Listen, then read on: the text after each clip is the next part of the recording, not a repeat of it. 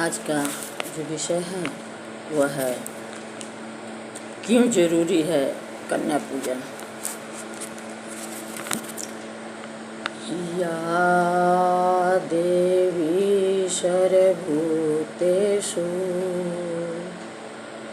मातृरूपेण संस्थिता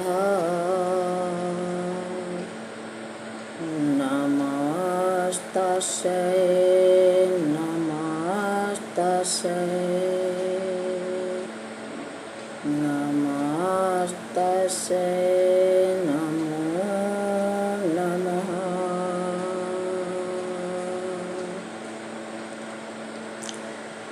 मातु तुम ही वर पिता तुम ही हो, सखा भ्राता तुम हो, सर्वज्ञ गुरु आचार्य प्रभु निज शोक जन किस से कहूँ, करनी हमारी यदि विचारो, तो बन मैं तुम योग्य हूँ, जन सदा फलयास प्रभु की, क्या कहूँ मन भोग हूँ। बंधुओं, कन्या सृष्टि सृजन श्रृंखला का अंकुर होती है। यह पृथ्वी पर प्रकृति स्वरूप माँ शक्ति का प्रतिनिधित्व करती है। शास्त्रों के अनुसार सृष्टि सृजन में शक्ति रूपी नौ दुर्गा, व्यवस्थापक रूपी नौ ग्रह, त्रिविध तापों से मुक्ति दिलाकर चारों पुरुषार्थ दिलाने वाली 9 प्रकार की भक्ति ही संसार संचालन में प्रमुख भूमिका निभाती है। नवरात्रि में माँ दुर्गा की कृपा पाने के लिए हम उपवास, पूजा, अनुष्ठान आदि करते हैं, जिससे जीवन में भय, विघ्न और शत्रुओं का नाश होकर सुख समृद्धि आती है। मान्यता ऐसा है कि हवन, जप और दान से देवी जितनी प्रसन्न नहीं होती, उससे ज़्यादा कन्या पूजन से प्रसन्न होती है।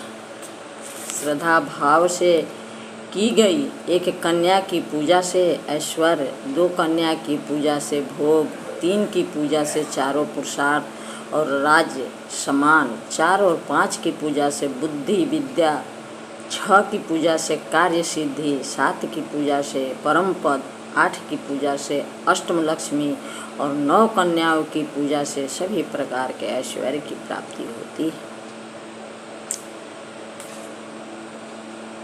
इतना प्राप्त करने के लिए हम सभी नवरात्र उपवास, व्रत, अनुष्ठान करते हैं एवं कन्या पूजन करते हैं।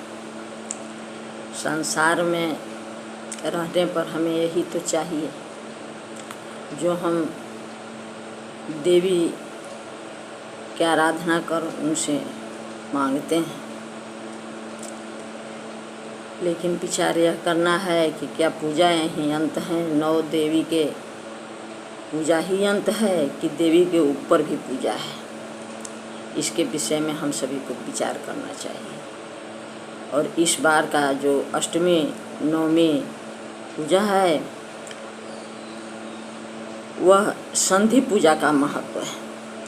अष्टमी तिथि के